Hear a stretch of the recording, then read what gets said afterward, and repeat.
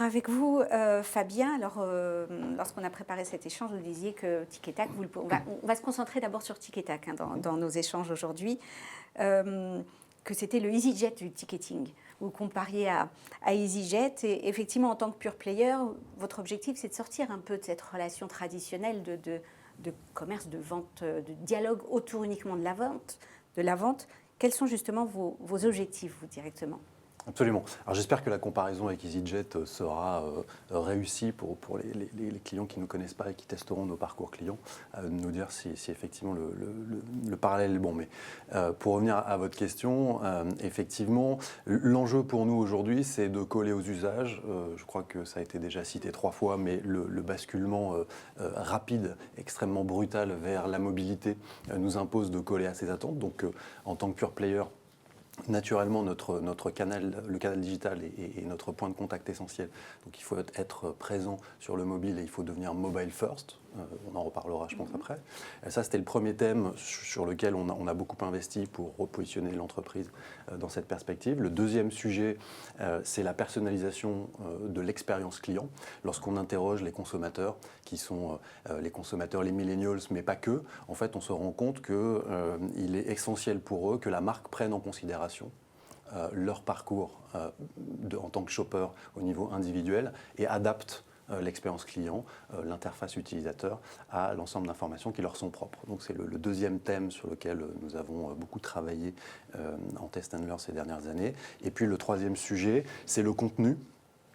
Parce que le contenu participe autant que l'engagement client à l'expérience du consommateur et que Tic et Tac, en tout cas c'est comme ça que nous avons positionné l'entreprise, a vocation à être une plateforme hybride qui organise une convergence entre du contenu utilisateur et du contenu éditorialisé et un dialogue de vente dont on l'espère le plus performant possible. Alors je vous laisse la parole justement pour rentrer un peu plus dans le vif du sujet à travers les contours de ce nouveau commerce en tant que pure player. Qu'est-ce qu'on peut faire concrètement pour aller réenchanter ce parcours? Dans la comparaison avec EasyJet que j'ai reçu il y a 2 mois, c'est vrai qu'ils se positionnent en amont, pendant et après.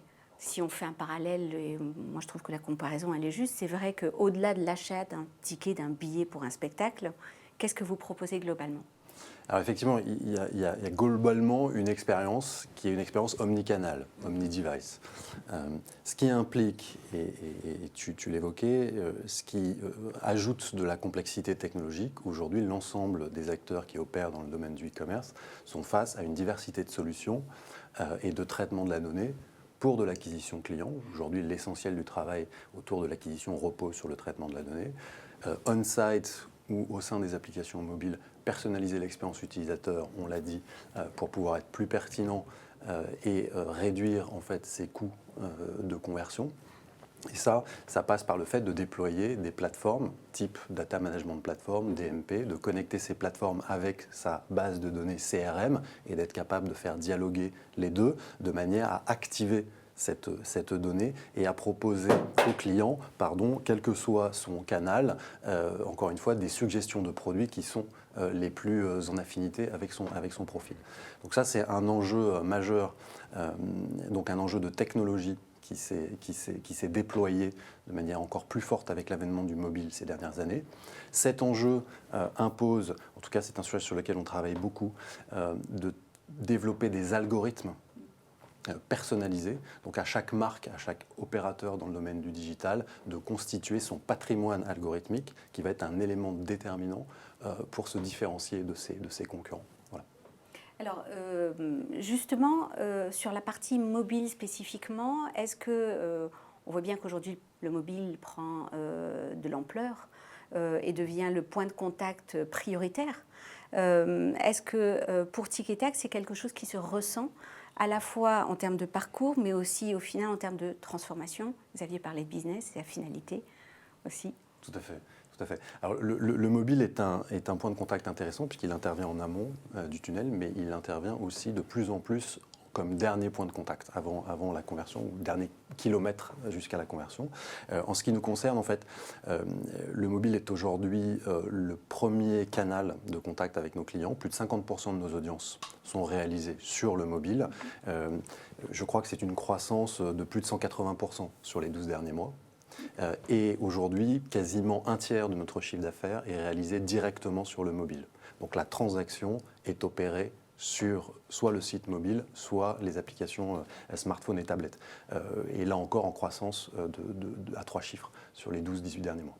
Vous avez pensé à des parcours différents ou pas? Alors absolument. Simplifiés en fait. Ils sont à la fois différents, simplifiés et ils sont plus directs et surtout plus individualisés. Je pense que le mobile est le canal qui célèbre l'individualisation de la relation avec le consommateur, encore plus que le desktop.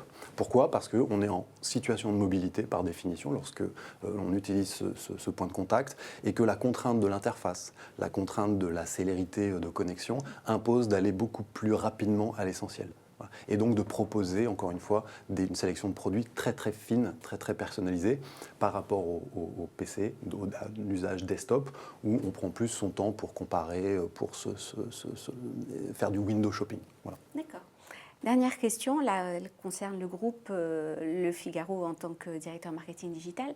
Où est-ce que vous en êtes en matière de e-commerce, justement? La notion de shopping, elle représente quoi pour le groupe? Alors, le groupe a effectivement des activités assez diversifiées autour du média naturellement, des petites annonces classées avec Cadre Emploi, Explorimo, et puis plusieurs entités dans l'e-commerce qui s'organisent finalement dans une logique de continuum, d'écosystème du contenu vers le marchand.